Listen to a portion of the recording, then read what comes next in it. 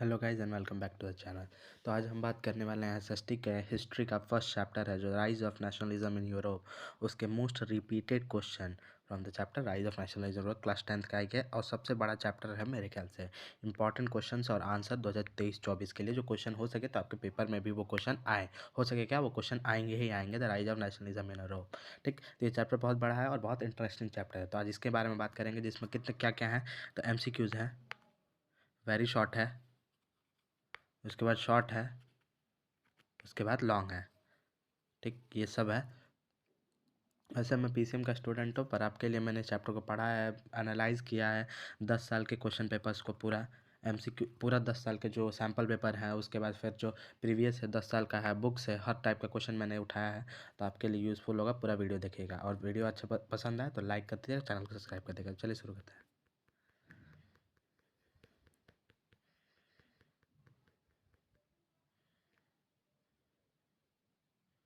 तो पहला चीज़ है ऑब्जेक्टिव मैप, सिलेक्शन मैप। ये कहाँ से मैं क्वेश्चन बना रहा हूँ, तो एड्यू कार्ड की बुक है, उसके बाद हर टाइप की बुक, अरिहंत हो गया, दिशा हो गया, हर टाइप की बुक है जो जहाँ से क्वेश्चन मैं ले सकता हूँ वहाँ से मैंने लिया आया था। Rise of nationalism in Europe का मैप है ये पूरा, तो ये आपके लिए यूज़फुल होगा। मैंने मैप का फोटो डाल दिया है डायरेक्ट, तो आप ये पढ़ लेंगे तो वो आपके लिए भी वो भी यूज़फुल होगा। जैसे ये हो गया unification, visualising Italy unified, the strange, जितने चीज़ें हैं सब मैंने डाला है, तो आप पढ़ेंगे तो वो सही रहेगा आपके लिए। तो पहला क्वेश्चन आता है, very short objective type question है जो 1 मार्क्स का होगा। Which of the following revolution is called as the first expression of nationalism. CBSE 2012, 15 और 17 में पूछा गया था। ऑप्शन है आपके French revolution, Russian revolution, glorious revolution और रेवोल्यूशन ऑफ लिबरल्स। नेशनलिज्म वो नेशनलिज्म का मतलब वो होता है जो मतलब किसी देश के किसी ग्रुप के लोगों की तरफ से एक देश की स्थापना की जाए अपने लैंग्वेज अपने भाषा की तरफ से। दो भाइयों के बीच में अगर एक कुर्सी के लेकर लड़ाई हो रहा है तो उसको नेशनलिज्म नहीं कहते हैं। ठीक है, तो ऑप्शन है French revolution, Russian revolution, glorious revolution या रेवोल्यूशन ऑफ लिबरल। तो जिसका सही आंसर होगा वो है फ्रेंच रेवोल्यूशन। तो जो आपका फ्रेंच रेवोल्यूशन है वो हुआ था 1789 में। ठीक, उसके बाद जो रशियन रेवोल्यूशन है वो हुआ था 1971 में। ठीक, उसके बाद जो ग्लोरियस रेवोल्यूशन है वो हुआ था 1688 से लेकर 1689। पर ग्लोरियस रेवोल्यूशन वो रेवोल्यूशन है जिसमें एक फादर को उसकी बेटी की तरफ से हटा दिया गया था कुर्सी की तरफ से, तो ये एक राइट नेशनलिज्म नहीं होगा। ठीक, ये दो लोगों के बीच में फैमिली के लिए, ये फैमिली की है, फैमिली में हुआ था। और रेवोल्यूशन ऑफ लिबरल्स वो नेशनलिज्म है जिसमें लोगों की तरफ से, मतलब जो मजदूर थे वो हुआ था, मजदूरों की तरफ से किया गया था अपने मोनार्क को लेके। ठीक, अब ये दूसरा क्वेश्चन है, a custom union that was formed in 1834 at the initiative of Persian and joined by most of the German state was called Zollverein, लेस्टेबाइट, यूटोपियन या ऑल ऑफ दीज। और ये 2012, 17, 15 और 19, जो इसका सही आंसर होगा वो है जोलोरियन। ठीक है, जोलोरियन इसका सही आंसर है। ये NCERT का क्वेश्चन है, उसके बाद 12, 17, 15 और 19 में ये क्वेश्चन पूछा गया था। तो जो और इसको यूटोपियन मीन्स होता है imaginary ideal society which principally does not exist, मतलब एक ऐसी सोसाइटी जो एग्जिस्ट नहीं करती, इमेजिनरी सोसाइटी होती है। और पेलेस्टियन मीन्स होता है means a direct vote which give a power to the people of region to accept reject a proposal. ठीक, ऐसा ऐसा एक डायरेक्ट वोट दिया जाता है, एक पावर एक पीपल को रीजन टू एक्सेप्ट और रिजेक्ट, मतलब वो एक्सेप्ट भी कर सकता है उस वोट को और उस वोट को हटा भी सकता है, मतलब वो नहीं भी कर रिजेक्ट भी कर सकता है। ठीक, अब तीसरा क्वेश्चन है कि which of the following claim that a true German culture was discovered among the common people das folk, Karol Kurpinski, Louis Philippe, Karl Welcker या जॉन गॉटरफाइड हैडर। जो ये क्वेश्चन 2012, 17, 15, 19 और NCERT का क्वेश्चन भी है ये। तो इसका जो सही आंसर होगा वो जॉन गॉटरफाइड हैडर, इसका जो सही आंसर है। ठीक है, लुइस फिलिप जो constitutional monarch of France and region was known as Julian monarch as he came in a power after the Julian monarch of 1830, Louis Philips थे। उसके बाद Karol Kurpinski was a Polish musician, एक musician थे Polish मतलब Poland. और Karl Welcker liberal politician थे। ठीक है, as elected member of Frankfurt parliament which govern in charge of ST Poland 1800, Frankfurt parliament जो उसमें थे। ठीक है, जिसका सही आंसर होगा वो होगा जॉन गेटरफाइड हैडर। अगर गलत प्रोनाउंसिएशन होगा तो सॉरी, मैं कोई एसएसटी का स्टूडेंट नहीं हूँ, तो मेरे लिए बहुत प्रॉब्लम है इसको प्रोनाउंस करना, ठीक है। मैं पीसीएम का स्टूडेंट हूँ, तो मेरे लिए थोड़ा हार्ड है प्रोनाउंस करना इसको। फोर्थ क्वेश्चन है वो है, which among the following best signify the idea of liberal nationalism of 19th century in Europe? Emphasis of social justice, state plan socio ecosystem, freedom for individual and equality before law, या none of this? तो ये question जो है आपका NCERT 2020 और 2015 में पूछा गया था, और इसका सही आंसर होगा freedom for individual and equality before law.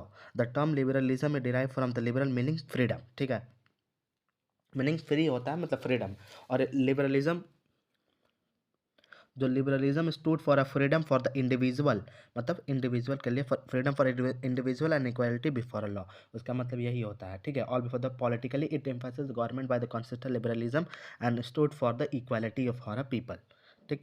ये क्वेश्चन 2015 और 2020 में पूछा गया था, इसका जो सही आंसर होगा वो होगा सी, ठीक है, freedom for individual and equality before law, ठीक है। अब पांचवा क्वेश्चन है, इन 1789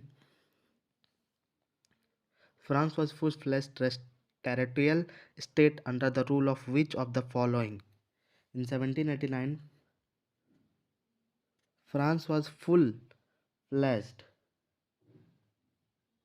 territorial state under the rule of which of the following? This a federal republic, an absolute monarch, and democratic ruler, या none of these? और जो इसका सही आंसर होगा वो हो जाएगा एन एब्सोल्यूट मोनार्क। एनसीईआरटी का क्वेश्चन है ये, ठीक।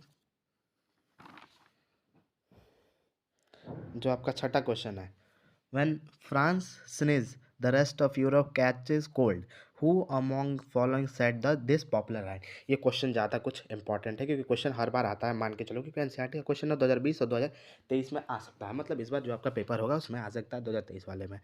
गिस्पे मजीना, मैत्रिक, ऑटो वन बिस्मार्क और गिस्पे गैरिबल्डी, ठीक। जो सही आंसर होगा वो है मैत्रिच, मतलब जो the correct answer of this question will be Metternich, ठीक है। मैत्रिक वॉज जो ये ऑस्ट्रेलिया के डिप्लोमेटिक मतलब chancellor, who was the centre of the Europe affairs, ठीक।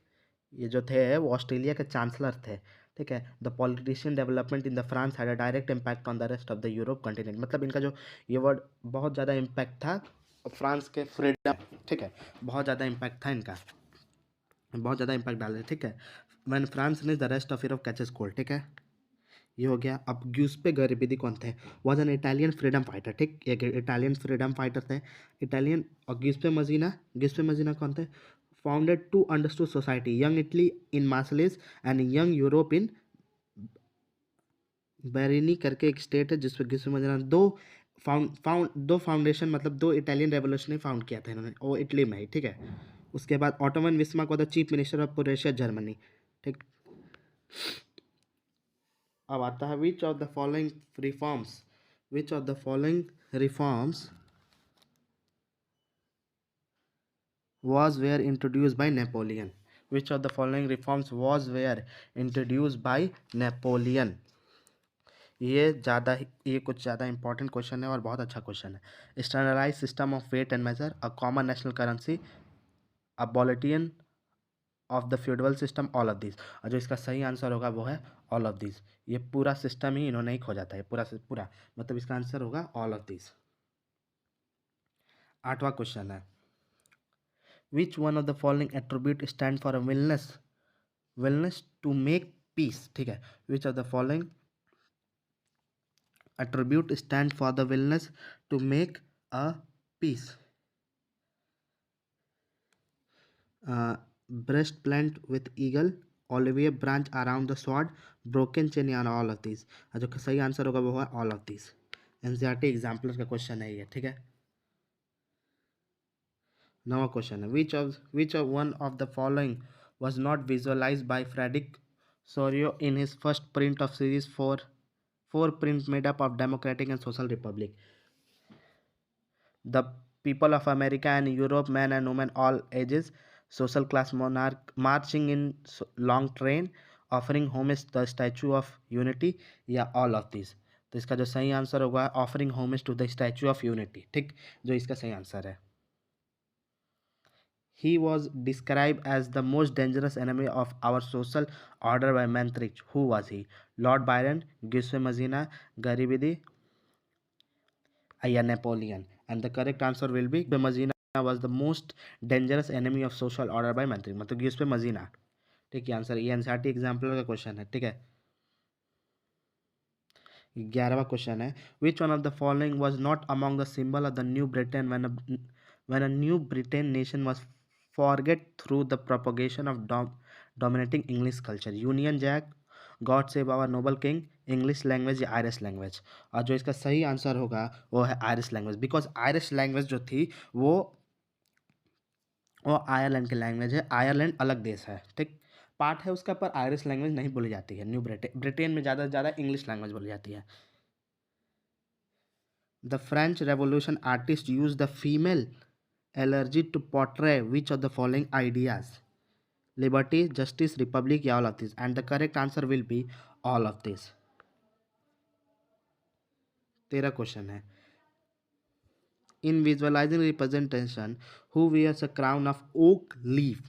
ठीक है, ये इंपॉर्टेंट क्वेश्चन है और बहुत इंटरेस्टिंग क्वेश्चन है। इसका आंसर आपको देना होगा। Marianne, Germania, both A and B या नॉन ऑफ दीज? इसका आंसर आप दोगे। मैं बता देता हूँ, इसका जो सही आंसर होगा Germania. Germania wears a crown of oak leave symbolizing heroism become the allergy of the German nation while Marina was of France. A government or a system of rule that has no restraint on the power exercise is called absolute, utopian, democratic या conservative? और जो सही answer होगा वो है absolutist, मतलब absolute. The term refer for a monarchical government that was a centralise, militarise and repressive. ठीक, ये देखो, ये ऑब्जेक्टिव क्वेश्चन है, पर इसमें मैंने एक चीज़, ये ऑब्जेक्टिव क्वेश्चन आ सकता है मैच द फॉलोइंग में। तो नेपोलियन वॉर कब हुआ था? 1797 में। विन पीस स्टेटमेंट 1840 से 1815 तक हुआ था। यूनिफिकेशन ऑफ इटली 1859 से 1870 तक हुआ था। यूनिफिकेशन ऑफ जर्मनी 1866 से 1871 तक हुआ था। उसके बाद ब्रोकन चेन मतलब होता है बिंग फ्रीड। स्वॉर्ड ये इसका होता है। उसके बाद क्रोन ऑफ ओक लीव, उसके बाद ब्रिस्ट विथ ईगल स्ट्रेंथ।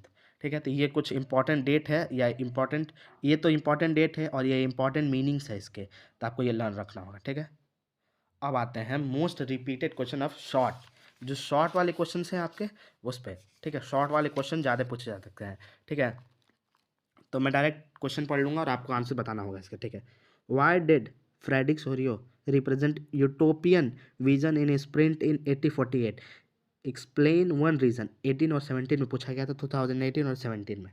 ठीक है, Frederic Sorrieu present the utopian vision in sprint in 1842 include a feeling of nationalism. ठीक, उस प्रिंट में feeling of nationalism as well as freedom, fraternity among the people of the world. मतलब वो जो painting थी जो आपके पहले पेज पे है, द राइज ऑफ नेशनलिज्म, उस पेंटिंग में स्टैचू ऑफ यूनिटी है। उस पेंटिंग में जर्मनियन लोग हैं, जर्मनियन पीपल हैं, उसके बाद बहुत ज़्यादा लोग हैं उसमें। तो उसमें फीलिंग ऑफ नेशनलिज्म बताया गया है और फ्रीडम के लिए बताया गया उसमें ज़्यादा से ज़्यादा। ठीक है, ये हो सकता है, क्वेश्चन आ सकता है 1 नंबर में। उसके बाद who become the allergy of the German nation? Who become the allergy of the German nation? Germania become the allergy of the Germany nation. In visual represent Germania wear a crown of oak leave. ये question important है। In visual representation जो painting थी उसमें Germania जो थे वो wear a crown of oak leave. ठीक है, crown of oak leave as the Germania oak stand for heroism. ठीक, तीसरा है name the act which result in the formation of United kingdom for great Britain. ठीक है, जो act formation of United Kingdom of Great Britain, वो act कौन सा था? ये क्वेश्चन एनसीईआरटी में है। 2020 2022 और 18 में पूछा गया है। तो the act of union 1707 result in the formation of United Kingdom of Great Britain. जो कौन सा एक्ट था? The act of union 1707। ठीक, 1707 वो वाला। Explain the aim to form Zollverein a custom union in 1834 in Germany. The aim to form a custom union in 1834 in Germany was to bind Germany economically into nation। मतलब जो जोलरवियन एक मतलब जोलरवियन को form करने का ये रीज़न था कि उसको एक बाइंड कर सकते हैं, कस्टम यूनियन बना सकते हैं जर्मनी को एक नेशन में फॉर्म करने के लिए। ठीक है, which country did the artist Frederic Sorrieu belongs to. ये क्वेश्चन थोड़ा इंपॉर्टेंट है। इस क्वेश्चन को दो तीन तरीकों से पूछा जा सकता है, ठीक है। इस क्वेश्चन को एक ही तरीके से artist Frederic Sorrieu belongs to, Frederic Sorrieu किस कंट्री से बिलोंग करते थे, वो था फ्रांस, ठीक है। एक क्वेश्चन इसलिए इंपॉर्टेंट मैं बता रहा हूँ क्योंकि इस क्वेश्चन को एमसीक्यूज और शॉर्ट दोनों तरीके से पूछा जा सकता है, ठीक। तो ये क्वेश्चन थोड़ा इंपॉर्टेंट है, तो आप अच्छे से पढ़ लेना इस क्वेश्चन को। अब आता है who was called the architect of Germany unification. किसको आर्किटेक्ट ऑफ जर्मनी यूनिफिकेशन बोला जाता है? 2019, 2017 और 2015 में पूछा गया। एनसीईआरटी एग्जाम्पल का क्वेश्चन है और आपके एनसीईआरटी बुक में एकदम सिंपल में लिखा गया है इसको। तो इसका जो है ऑटोमन बिस्मार्क, ठीक है। Explain the meaning of liberalism. इसको दो तरीकों से पूछा जा सकता है। What was the meaning of liberalism in earlier 19th century in Europe. इसको दो तरीके से 2016 में ऐसे पूछा गया था और 2017 में पूछा गया था। Explain the meaning of liberalism, इसका मतलब होता है सेम आंसर पर डिफरेंट क्वेश्चन स्टाइल, ठीक है। तो दोनों में आपको यही बताना है कि लिबरलिज्म का मतलब क्या होता है। पर 2016 में जो पूछा गया था वो था कि what was the meaning of liberalism in 19th century in Europe. तो लिबरलिज्म का मतलब ही बताना है आपको, पर उसका स्टाइल अलग था और आंसर सेम है, ठीक है, दोनों का, ठीक। अब आता है आपका लास्ट क्वेश्चन और ये आंसर आपको देना है। Who implemented the civil code of 1804 in France. और इसका जो सही आंसर होगा वो नेपोलियन बोनापार्ट।